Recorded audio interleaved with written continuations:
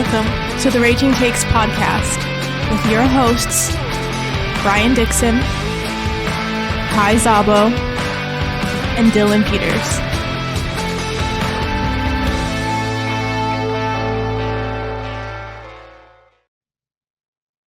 What up, you turkeys? Welcome to episode 131 of the Raging Takes podcast. Today is Saturday, December 14th, 2024. I'm your host, Brian Dixon, joined as always by my co-hosts, Kai the Commissioner Zabo and Dylan Peters. Good morning. Salutations. Good morning. Head nod to you, too. I never know what you're going to say or do there, Dylan. I like it. Never do us either. Yeah. Today's show, we're going to go over the exciting Thursday night football game between the Rams and the 49ers. We'll give you a savior and stinkers, and we'll go over the Week 15 NFL preview, get you ready for the first round of the fantasy playoffs. We're just going to dive right in today. Thursday night football. Rams, Niners. Exhilarating game, if I do say so myself. Exhilarating in the Santa Clara rain. What was the final score? You didn't put it up here. 12-6, I believe. Rams 12, 49ers 6, right? Yes, that is the one. All field goals, if I'm not mistaken.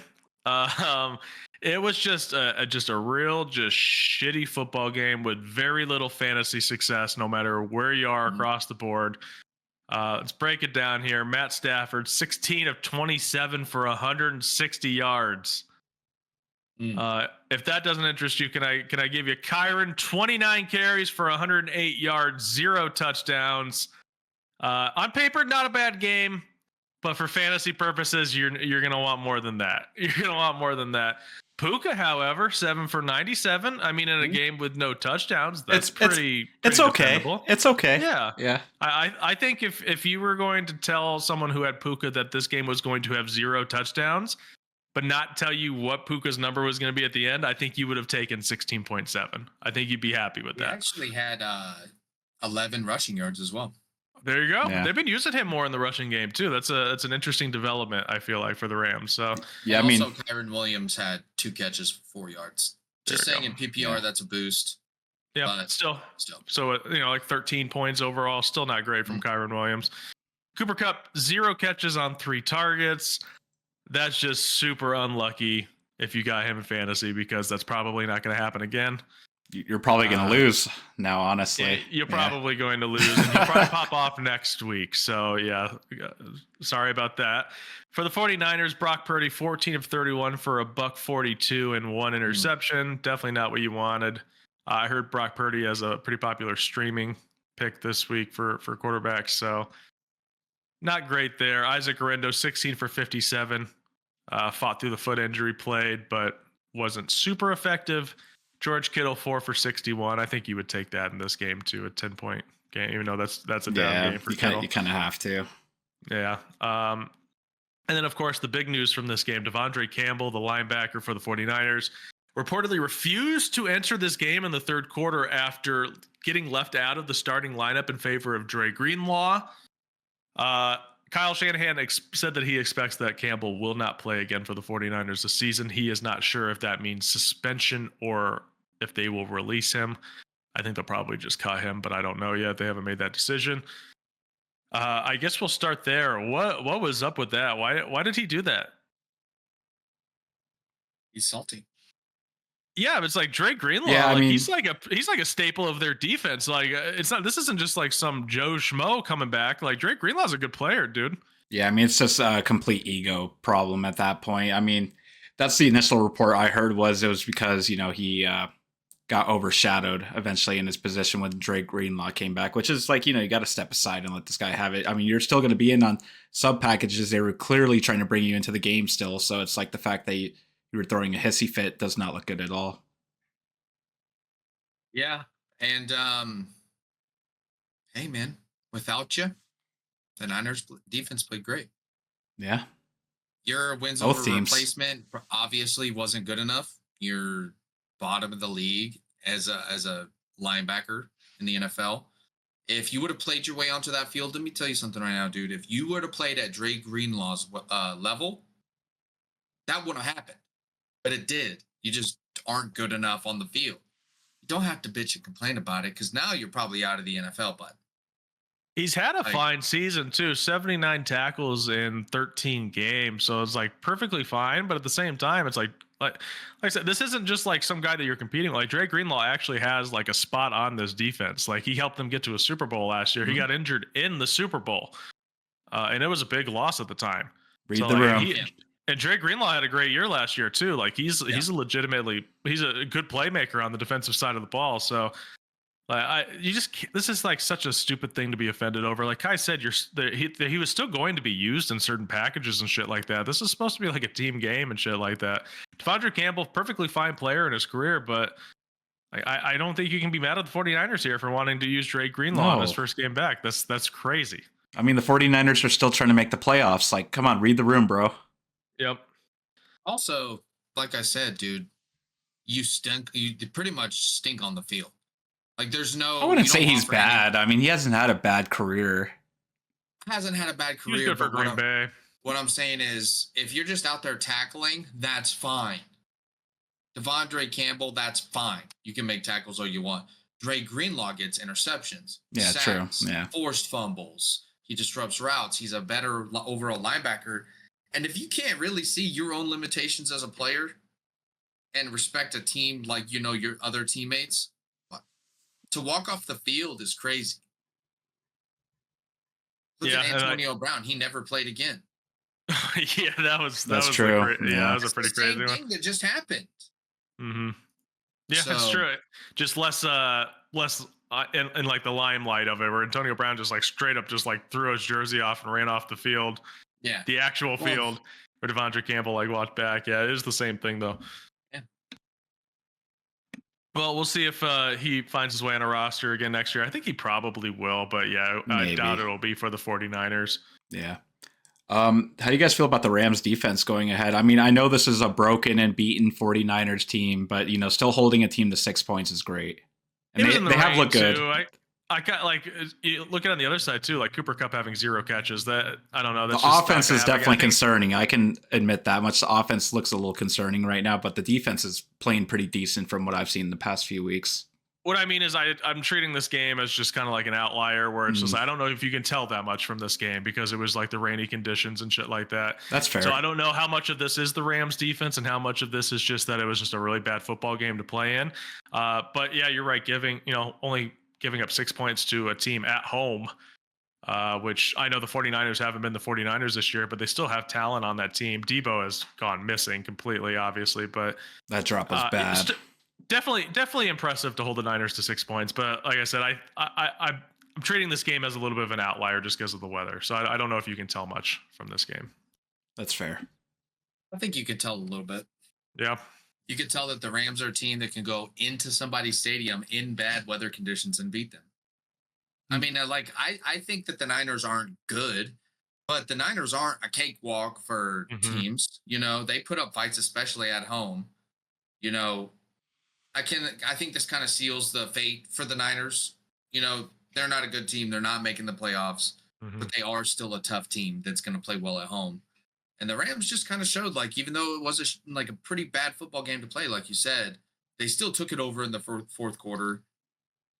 They were playing in the same conditions too, and they managed to pull out the win. And it was very convincing, I think, in the fourth quarter for the Rams. Like, they sealed that game. It's actually not as close of a game as I think the score even says. I think that it was more impressive for the Rams for sure. They're a scary team going into this stretch of the season, and Brian's been right this whole year. He's been like, I don't know, man. The Rams are fucking gonna put it together, and I think Kai said it too. Yeah, I mean, they're my pick right now. Yeah, still.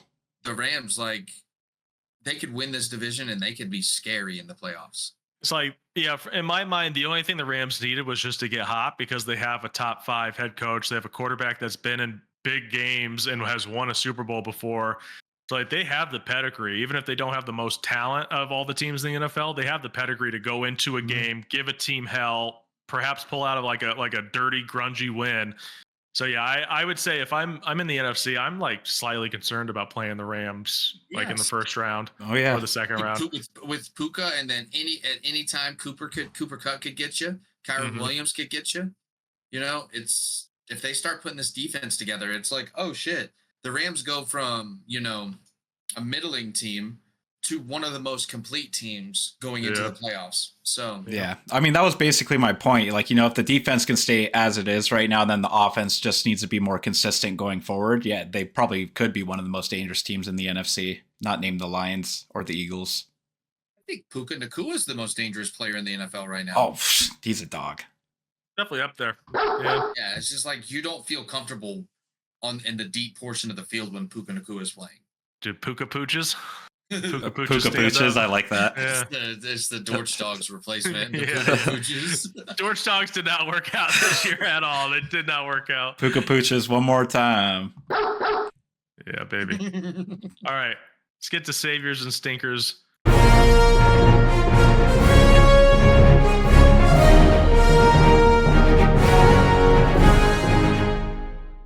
We're only going to do one each this week. One savior, one stinker this week. Okay, I'm going to start. My savior, Brian Robinson. Commanders running back. The Saints are the 6th worst against running backs in PPR. I think the Commanders are going to run up the score on the Saints. They got Jake Haener starting this week. I kind of think the Commanders are going to pop off here a little bit. You have to be cautious, obviously, of Chris Rodriguez and Jeremy McNichols even. The Commanders like to use multiple running backs. But I think Brian Robinson has at least 1 touchdown, if not 2, in this game. So I'm going to go with Brian Robinson as my savior. All right.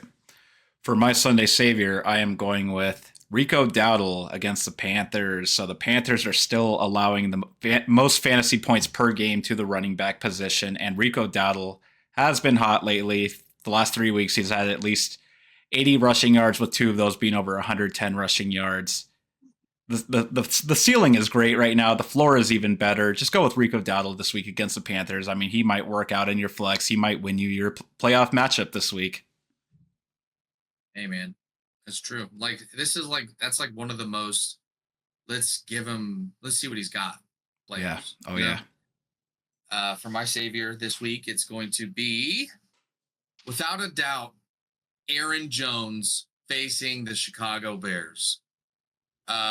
Historically, since I've been a fan of the Bears, it doesn't matter who's coaching, who's the defense or whatever. It's the scat backs. It's the receiving backs. It's like the guys that can get on the outside that just catch. It seems like whenever Aaron Jones gets to the edge and he's about to cut, he looks and he sees the back of every Chicago Bears defensive player, just their nameplate, because we're not looking at him apparently. So he's going to gash us. I think it's pretty safe to say 100 yards and a touchdown, like just straight up from Aaron Jones with a couple catches. Yeah, you're a big Aaron Jones destroys the Bears type of guy. I've heard you say that sentence multiple times over the years, so this isn't shocking to me at all. When I saw he stayed in the division, I was like, this sucks, dude. This sucks. My stinker this week, Cade Otton. The Chargers are 10th against tight ends.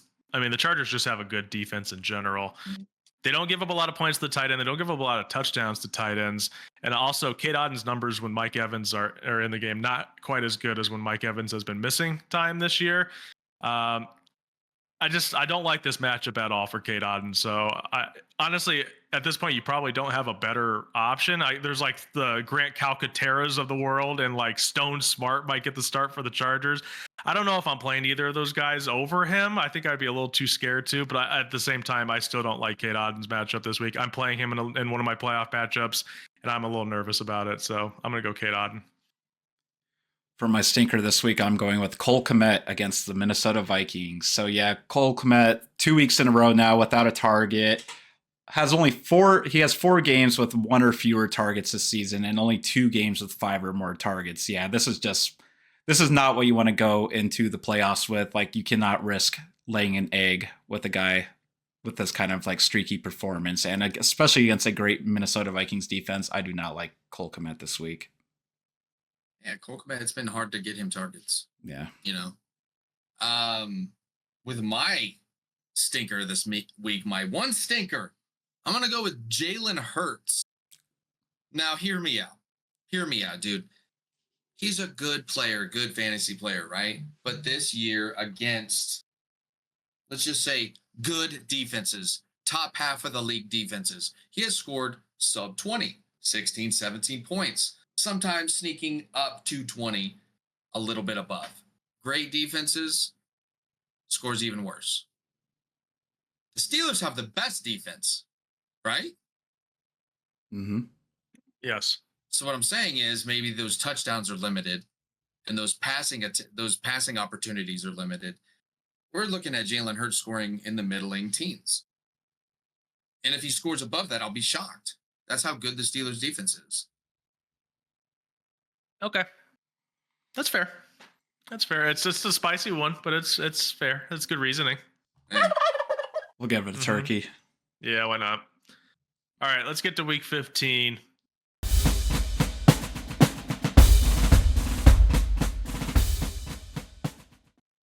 First up, Chiefs 12-1 at Browns 3-10.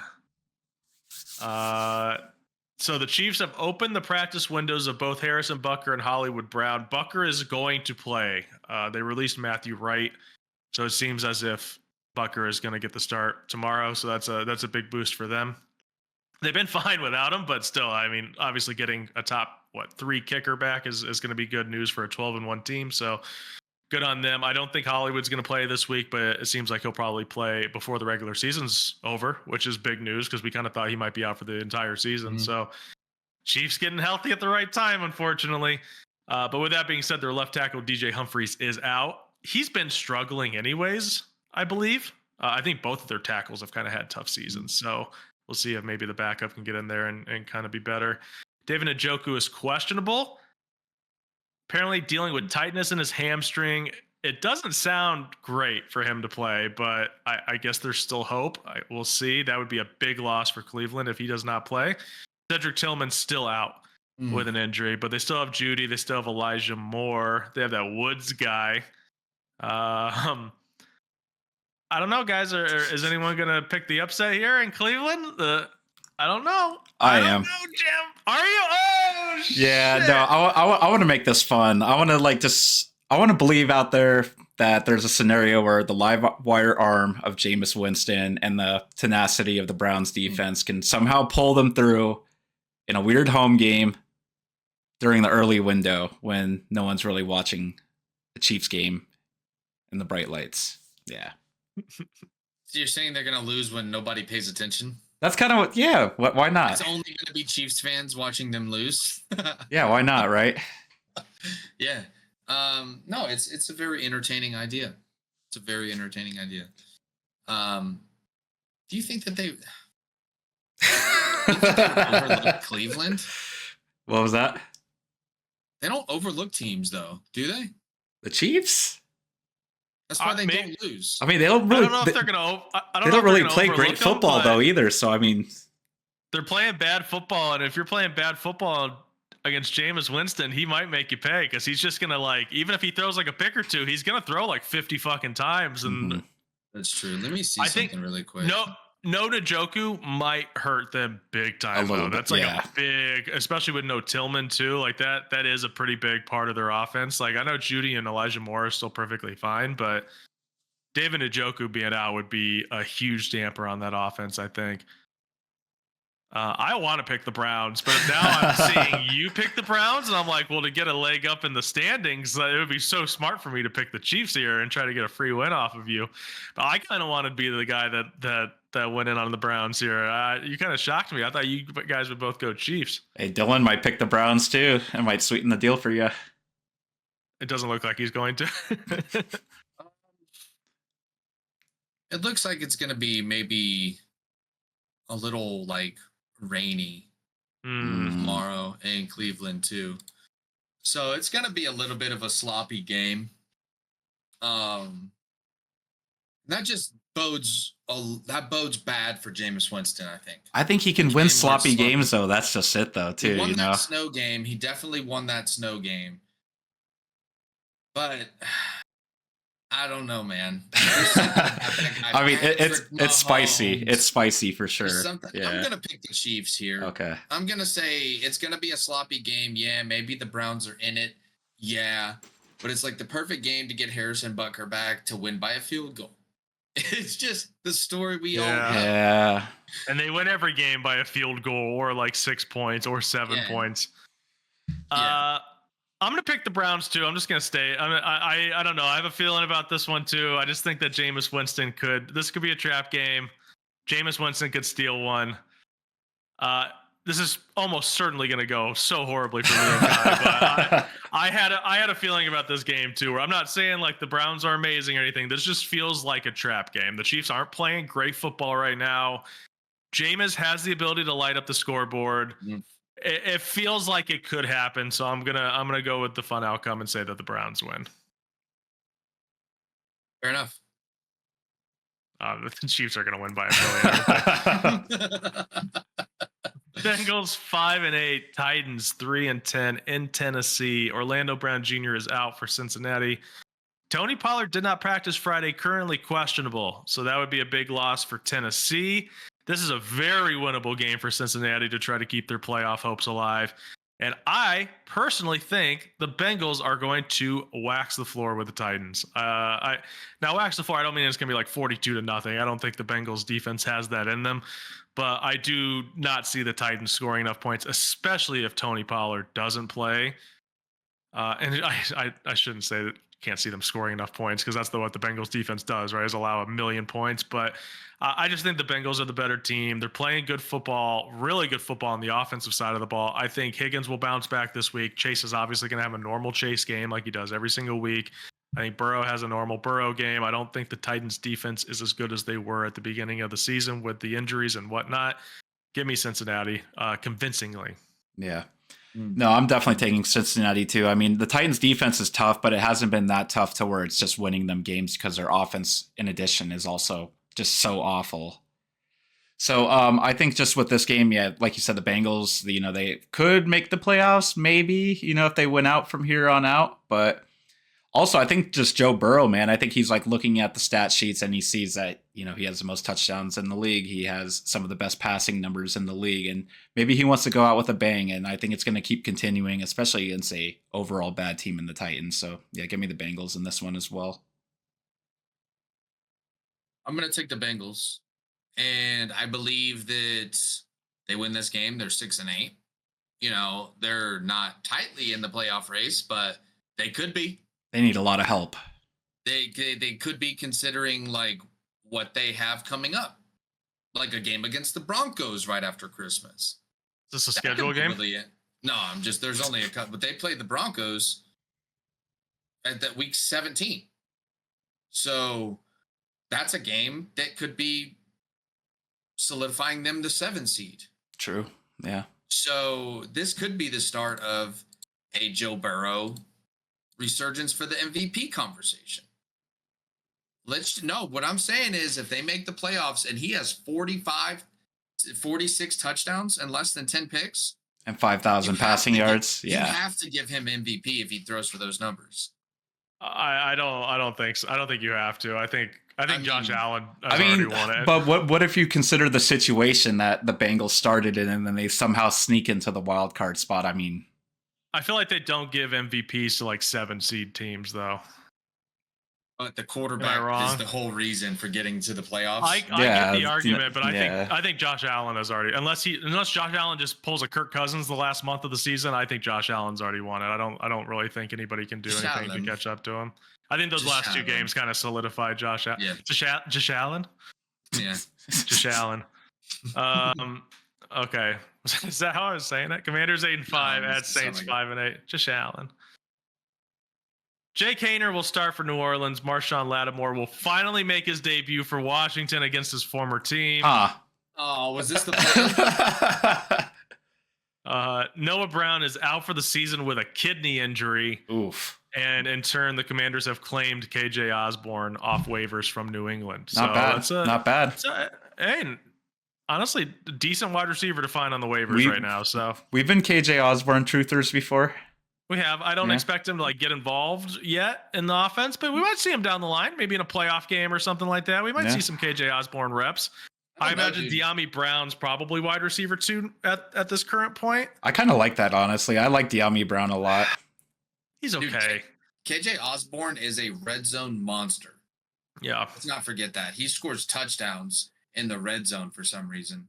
That's going to be feel like- really good for Jaden Diamonds. I feel like the Commanders, though, in the red zone, it's like one of three things. They're either looking for Brian Robinson run, Jaden Daniels run, Zach Ertz passing. I feel like those are like the big three red zone plays for the Commanders. But KJ Osborne gets wide open in the end zone, and you're like, oh shit!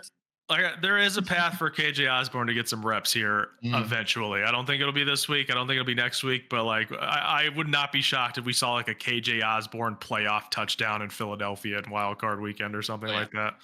Or 3. Yeah. Or 3. That'd be amazing. Not for Kai, but all right. Commander Saints, how are we feeling here? I mean, Jake Haener. I got my pick. I think Jake Haener is the correct play here for the Saints. I just said, I think Brian Robinson's going to have a great game against them. I even think like if you were like in a really big pinch, I think Chris Rodriguez is worth like a desperation touchdown play potentially, because I think that the Commanders are going to run all over them.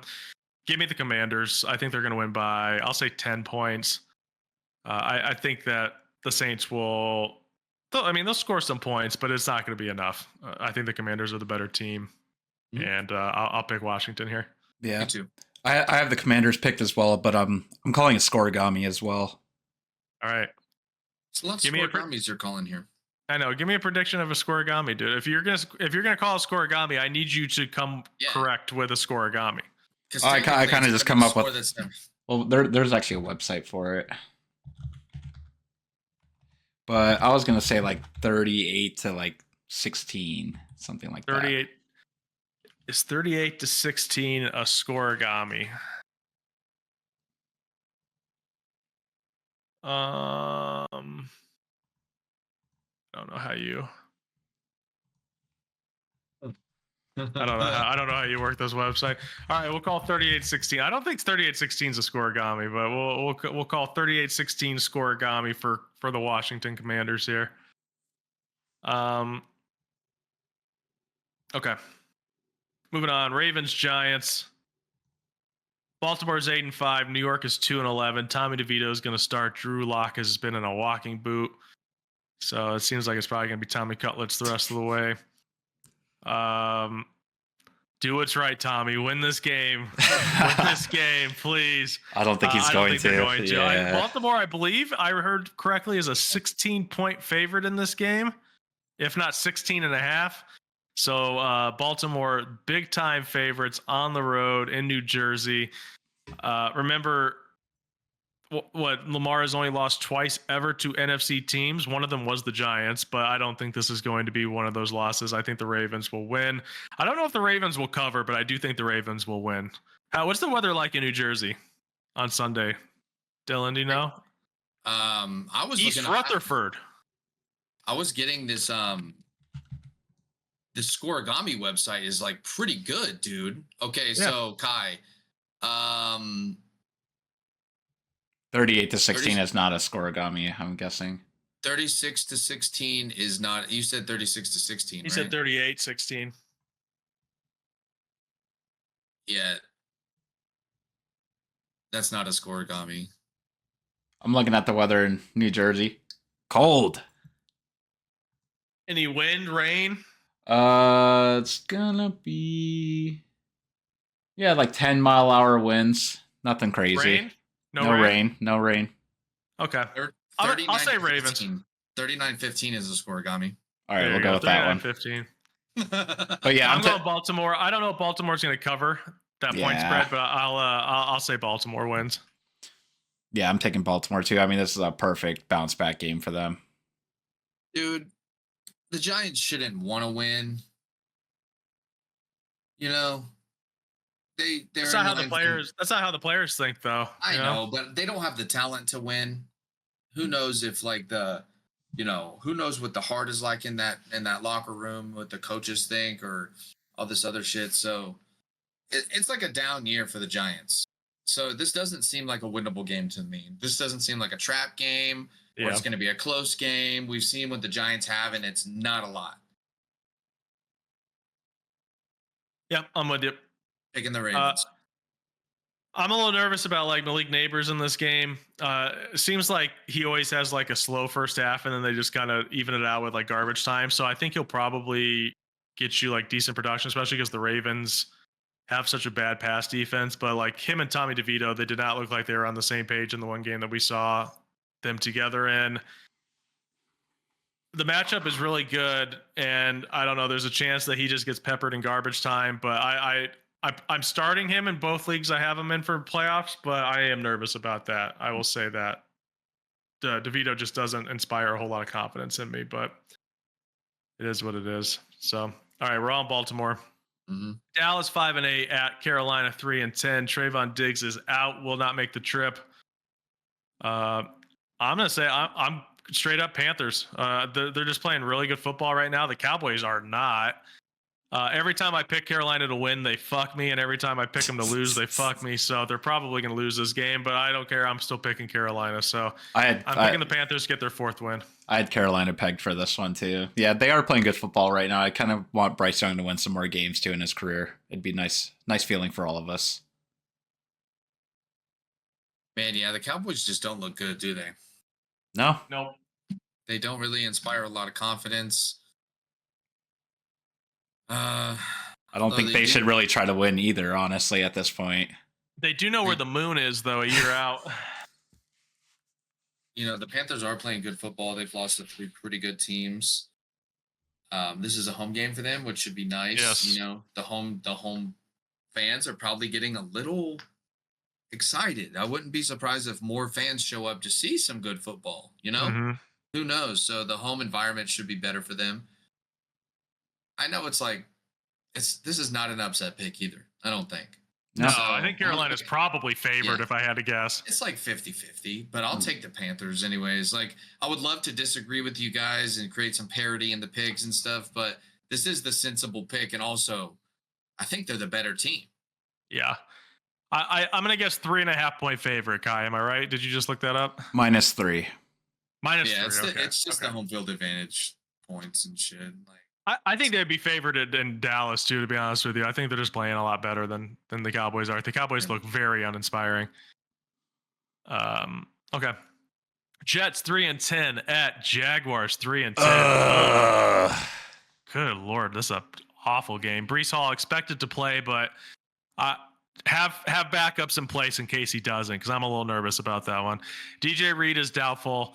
Evan Ingram will undergo season-ending surgery, to fix a torn labrum. So he is now out for the Jaguars. Probably for the best, to be honest with you. Save him for next year. This is toast. I'm picking the Jets. I don't feel good about it. I mean, this is a game that they should win, which means they're probably going to lose. But I don't know. Neither one of these teams are playing good right now.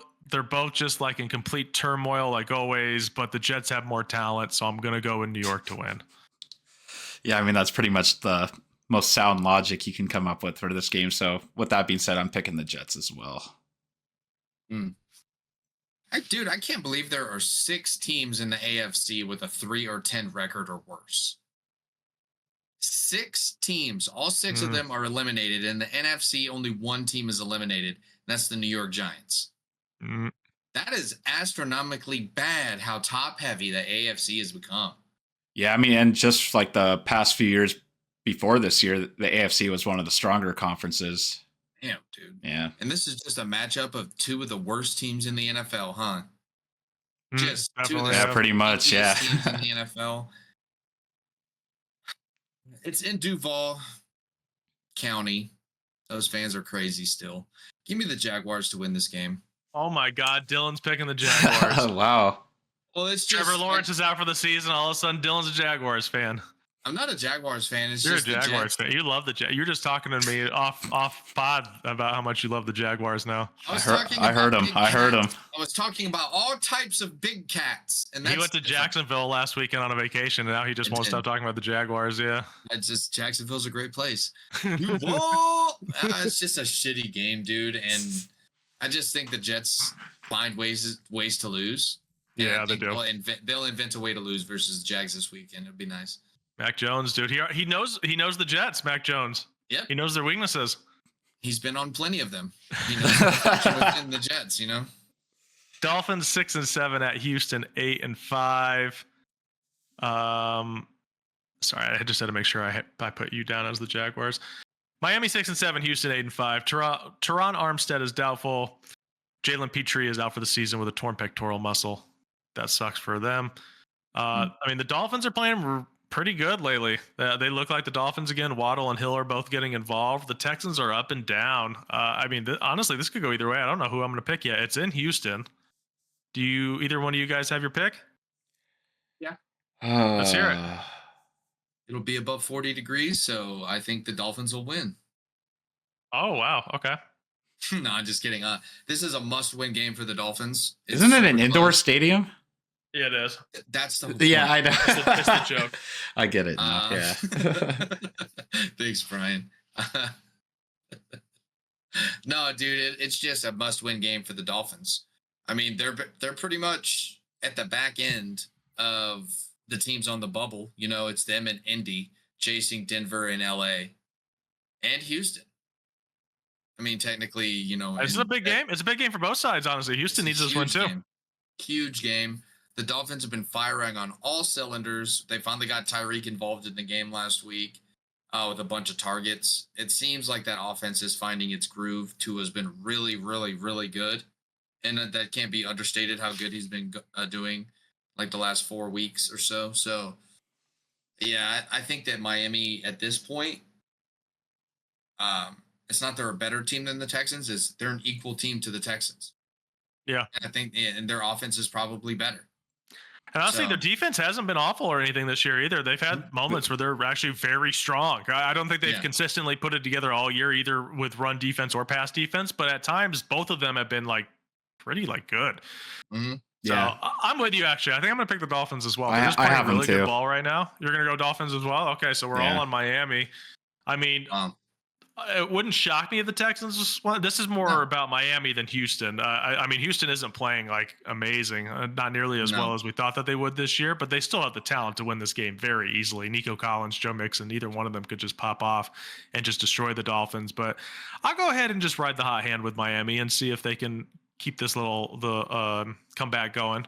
So we're all on Miami. That's shocking to me too here. The defense was like the key factor for me. I just think they are the type of defense that can give CJ Stroud fits, because he is just not having a good year whatsoever. Even with Nico Collins back in the lineup, it's still not impressive to me whatsoever. Yeah, Houston's only favored by 2.5 points at home. So that tells you a lot about what Vegas feels too. Mm-hmm. It's not as safe of a bet for the Texans to actually come away with this game. They know their shit. Mm-hmm. Okay. Colts 6-7 at Broncos 8-5. This is a huge game. We've been talking about this for the last couple of weeks. Josh Downs questionable. Riley Moss is out for Denver. That's a pretty big loss for them. It's in Denver. Can I get a weather report for Denver, Colorado? I'm seeing 56 degrees right now and cloudy. Okay, so not too bad. That's not too bad. I'm gonna pick the Broncos, but the Colts need to play hard in this game, because this is the biggest game of their season so far. They really need this win. I wouldn't be shocked if we saw their best game plan. I think it's going to be a close game no matter what. I don't think Denver's going to run away with it or anything, even though I do think they're the better team. I expect the Colts to fight hard, but I just don't think it's going to be enough. I'm going to pick Denver. Yeah, I mean, I'm picking Denver too, man. I mean, all the momentum's with them right now. They just came off of that crazy primetime victory against the Browns last weekend. They know that they need to win more games to get into the wild card as well. And I mean, this is Anthony Richardson going up against one of the better passing defenses in the league. I mean, Anthony Richardson's already very scattershot as a passer. I don't know how I feel about him coming into Denver with the high elevation and just beating this defense. Tired. Yeah, I don't see him beating this defense. I really don't. So yeah, I'm picking the Broncos, and Bo Nix has looked amazing the last few weeks as well. Yeah, you'll probably see that Colts offense gas out pretty quick. If you're gonna ask me, like the way that they play, like Kai kind of alluded to, the way that the Colts play, it's a lot of streaks, deep routes, and in the elevation too. It's just like that gasses you out a little bit quicker. So they're going to have to figure something out. I think Anthony Richardson's going to be running for his life in this game. against this Broncos defense, and I don't think it looks very good for him at all. I mean, the Colts defense is middle of the road as it is either, so they don't give him a shot to really win this game either. Yeah, I think Denver has one of the best home field advantages in the NFL just because they have the elevation. Mm-hmm. And if you're not used to that and you're not acclimated to physical activity at that high elevation, you're gonna feel it. So are you picking Denver too then? I'm gonna pick Denver, yeah. Okay. All of us are on the Broncos. Somebody pick something different already. Next up, Steelers 10-3 at Eagles 11-2. Not even the best game of the week. This is a great game, but I'd say it's a 1A, 1B. I'd say it's a 1A, 1B. Okay, I'm fine with one, but this is 1B, in my opinion. This is fair. strongly 1B. George Pickens is out. Deshaun Elliott is out. It's in Philadelphia. It's not really. Can I get a weather report? 38 degrees. Okay. Clear, cloudy, maybe. I'm going to pick the Eagles. I don't feel like super confident about it, but I like the home field advantage for Philly. It's not a home field advantage, to be honest. I mean, it's the same state. Steelers fans travel very well. I mean, I wouldn't be shocked. I mean, if Eagles fans can't fill out the link and stop Steelers fans from coming, that's pathetic, dude. They're one of the fan bases that can block them out. I guess that's true too. I would hope that Eagles Nation is like dead set on getting everybody into Lincoln Financial Field that day. I will be disappointed if there's like more than 25% Steel, because I know they travel well. You're right, it is the same state, so I'll give you 25% Steeler crowd. But if it's any more than that, I'd be very disappointed in Philadelphia. I guess you're right about that. Yeah, right? This isn't Allegiant Stadium we're talking about here. The Lincoln Financial Field should have a strong home field advantage. Yeah, I'd be surprised if a lot of the tickets weren't bought up in the preseason when they found out this game was going to, when this game was going to be played and the tickets were rolled out. Like, that's how crazy Philly fans I feel are. Like, hey, we got $700. Let's go to the Eagles game against Pittsburgh. Yeah. No, this is a fantastic game, though. I mean, both the next two games, I mean, this is like the juggernauts of each conference playing against a juggernaut of another conference. So, yeah, I mean. The juggernaut for sure, yeah. Yeah, man, obviously, I'm going to roll with my team here, but I do not feel good about it. I think this is kind of like what Dylan was alluding to earlier. I actually don't think Jalen Hurts being a stinker is that bad. I mean, if you take away his tush-push touchdowns at a goal line, he might have a pretty bad game, and I think the Steelers' defense could expose him a little bit. But on the other hand, the Eagles have a great defense themselves as well. I think the Eagles' defense can expose Russ a little bit. That's what I'm saying. I think the home field advantage. I think if this was in Pittsburgh, I'd pick the Steelers. It's in Philadelphia. I'm picking the Eagles. That's just what it comes down to then at the end of the day, right? I mean, I think both these teams are pretty equal to one another in all aspects of the game. Maybe, the Steelers have the bid in head coaching, obviously, but yeah, Eagles are at home. So I'm going to roll with my team here. I think the Eagles really want that number 1 seed, and it's going to come with getting harder in victories like this. This is going to be a really close game, like really, really close game. It's going to be probably a defensive game. Some turnovers involved. I would expect no less than this game. This is a game that Saquon Barkley has to take over. Like, this has to be a Saquon game. The Eagles have to establish that run and basically put them on their heels, so they can't be just blitzing the shit out of Jalen Hurts. You know what I mean? On passing downs, etc. So, although I said Jalen Hurts would be a stinker, I don't think it'll be a terrible NFL game for him. It's just going to be about him keeping the chains moving. So yeah, I will go ahead and take the Eagles to win this game because I believe Pickens being out is going to limit that offense so much in Pittsburgh that it's going to be a nightmare. Who's going to step up? And I don't think anybody really can to the point of Pickens, because that's your go-to guy. So I'm going to take the healthier team. And that's the Eagles, and they're at home. So I'm going to go safe on it. Although I think when healthy, the Steelers are probably a better team. Yeah. Honestly, Kai, this week, you should be like rooting hard for the Bills too, because like if the Lions are going to lose another game, this is the game here. Funny enough, so like I would be rooting for the Bills as if I were a Bills funny fan enough, this week. Funny enough, I am picking them before we get to that one, but Okay. yeah, I was gonna say the George Pickens injury though too. That is huge though too. I mean, I don't think enough people are talking about that because like Quinyon Mitchell's gonna cover Calvin Austin and whoever else. Like that's gonna Mike be easy. Williams. Yeah, it's gonna be easy work. Maybe Easy work. We'll see. All right, next up, Bills Lions potential Super Bowl matchup here. I mean, I guess technically Eagles Steelers is too, but Bills 10-3 at Lions 12-1. Rasul Douglas out. DeMar Hamlin and Dalton Kincaid are questionable.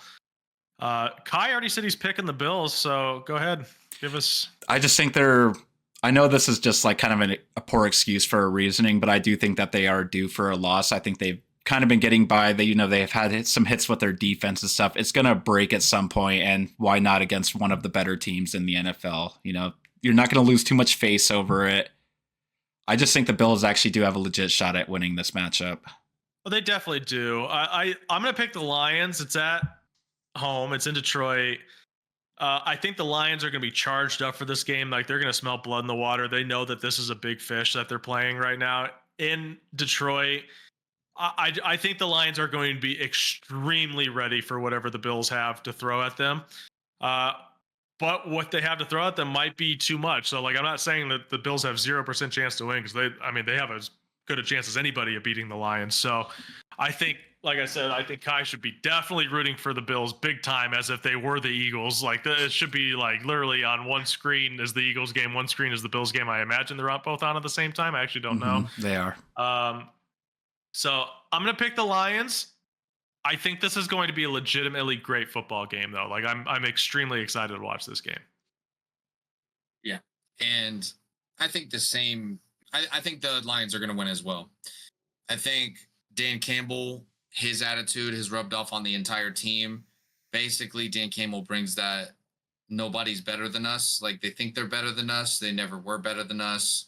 We're going to show them. And I think throughout his career as a coach and building this team, there has been pure examples of that where the Lions should have won games, but they didn't. I think they used those as motivations.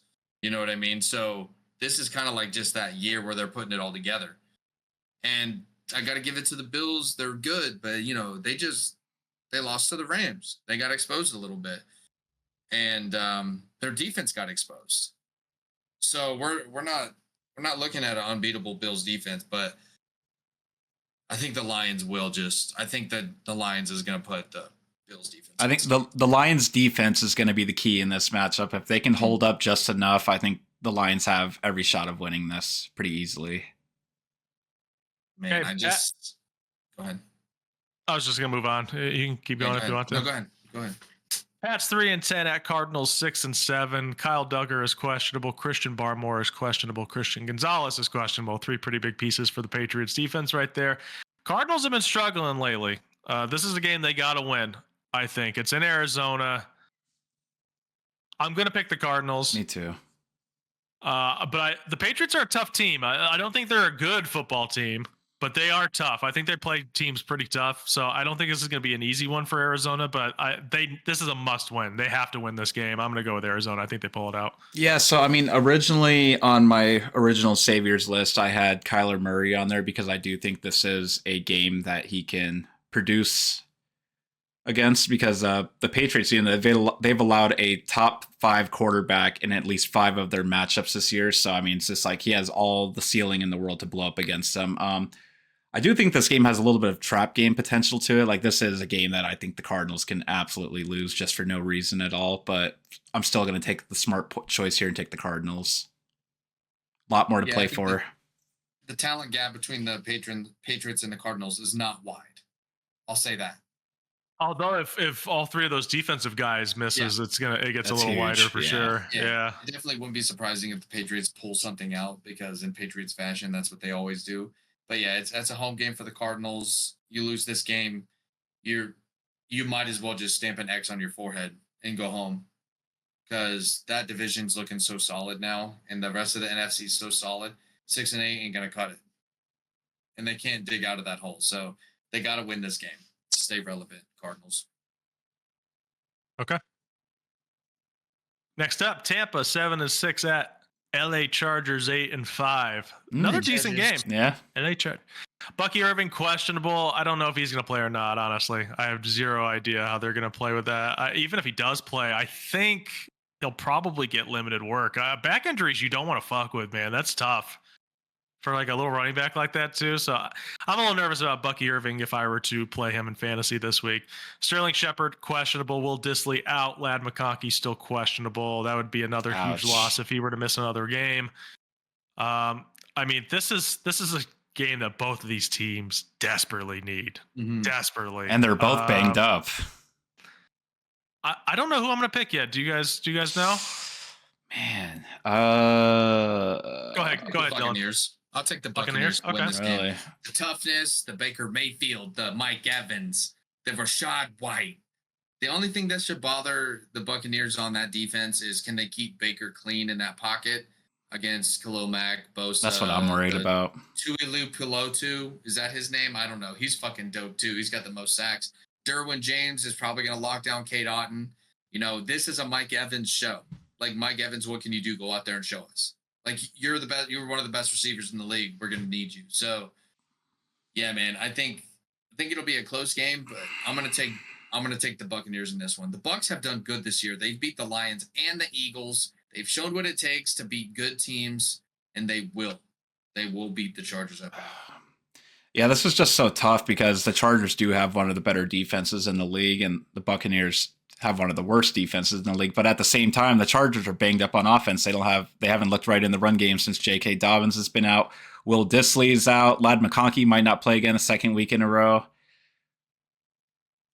Man, I would say if those injuries weren't a factor, I would definitely pick the Chargers to win this one. But I do think the Buccaneers have so much more to play for right now. I think they realize the situation that they're in, and I do think that they can take advantage of the Chargers' injuries and win this game. I'm going to pick the Chargers, I think. I just like the defense. I said I think they're going to shut down Kate Otten. Bucky Irving potentially being out is going to scare me a little bit. I think Ladd will play. I don't know. That's just a gut feeling I have. I don't know, though. It's in LA, too. The Buccaneers defense is already, like, the passing defense specifically was already kind of rough, and now Antoine Winfield's out for a while. I think Justin Herbert could take advantage of this with or without Ladd McConkey. I'll take the Chargers. I think it's going to be like a 20-17 win for the Chargers. Something like that. I think Baker throws a couple picks. All right. You guys are on Tampa. I'm on the Chargers, Packers, Seahawks, Sunday Night Football. Green Bay's 9-4, Seattle's 8-5 in Seattle. Can I get a weather report for Sunday Night Football? Kenneth Walker's doubtful. Trey Brown is out for Seattle. Jair Alexander is out for Green Bay. This is like a matchup of, the old playoff matchup, Seattle, Green Bay. Like, you'd see this almost every single year. This was the infamous Golden Tate catch. The Golden Tate catch, the NFC Championship game where Green Bay was up by like 10 with like 3 minutes left or whatever that situation was, and they ended up screwing that up, and Aaron Rodgers didn't go back to the Super Bowl. Yeah, so they got some history, these two teams. Obviously, Russ gone, Aaron Rodgers gone.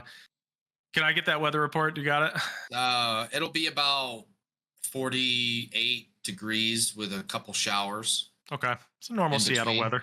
Not too crazy, like pouring rain, just some showers. I think I'm going to go. Oh, man, this is actually pretty tough. It is tough, but I'm taking the Packers. I just think the injuries to the Seahawks, like if Kenneth Walker doesn't play, I know Charbonnet did all right, but this is a much better defense he's going to play this week. Packers are in go mode as well right now. They are not safe in their wild card at all, in my opinion. So I think they recognize that as well, too, and they need to beat Seattle here. So, Geno Smith, he just picks apart defenses that don't bring pressure. Mm-hmm. And kind of like the Packers don't really bring pressure. They drop back in coverage a lot. They might blitz here or two, but they're not like a high pressure team. So it's at home. I think they got pretty good home field advantage in Seattle. Seattle believes they can go to the playoffs this year. This this has a Seahawks win stamped all over it. I think Geno Smith has a pretty good game. JSN, DK Metcalf, those guys. Like Zach Charbonnet is a good fill-in. I don't think it's a blowout by any means, but I can see Seattle putting up a lot of points in this game. A lot of points. It might surprise some people. I think I'm gonna go Seattle too. I don't feel great about it. I just went back and forth there while I was thinking. This honestly might be the hardest call of the week for me so far. I think it will be a good game. I do too. I think it's gonna be a good game. Seattle's got the home field advantage. JSN's playing great. Charbonnet had an amazing game last week, so even if Walker doesn't play, I don't even think that really concerns me all that much.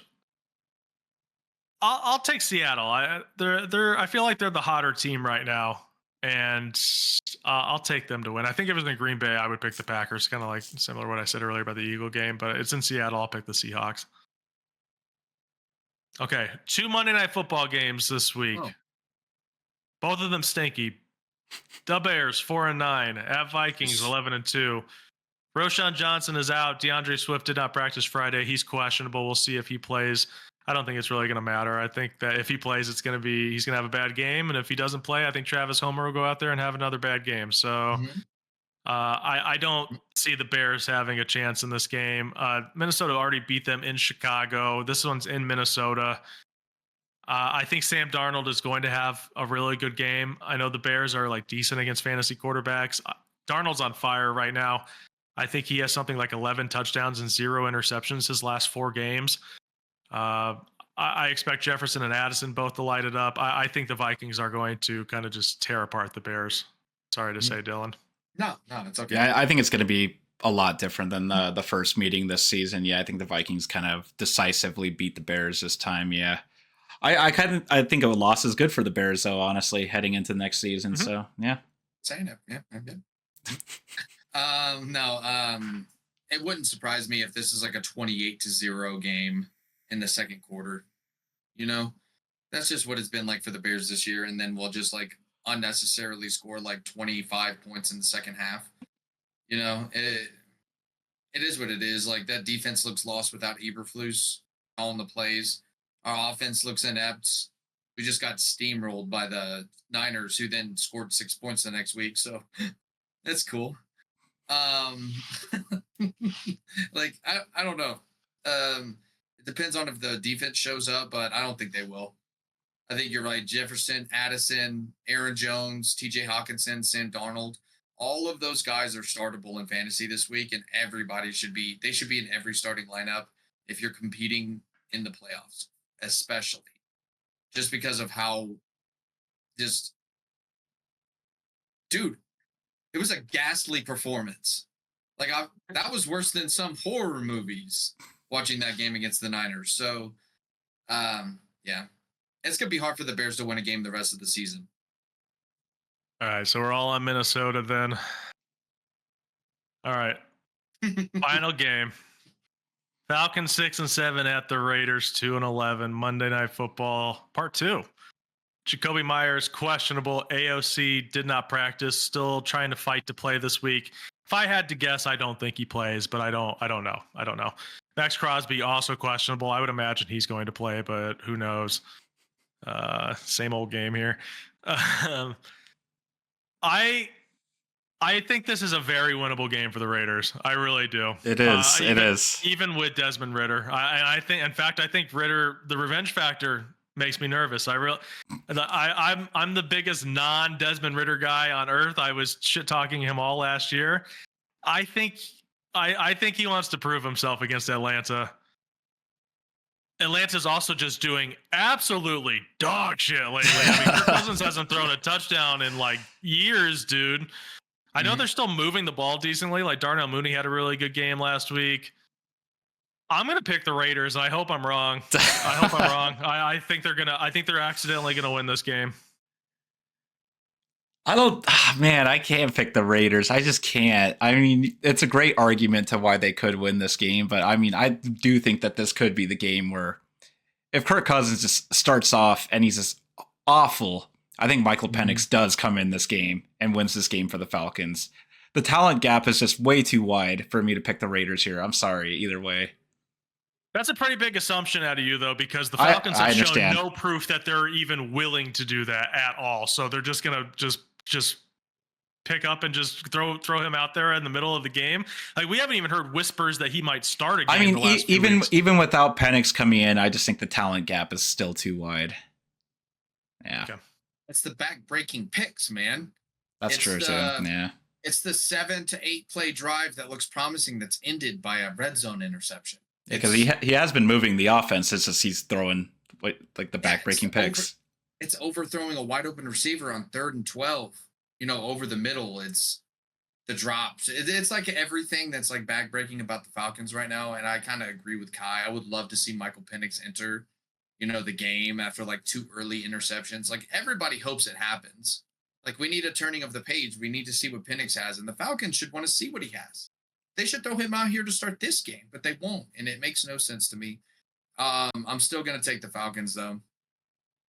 I think Desmond Ridder stinks, and I think it's not a revenge game on Desmond. It's not a revenge game for Desmond Ridder. It's a revenge game for the Falcons defense. They get to be like, fuck you, dude. Making us play all year last year and shit. Always on the field, tired. I'll make an interception prediction here. I think Jack Jones has at least 1 interception in this game.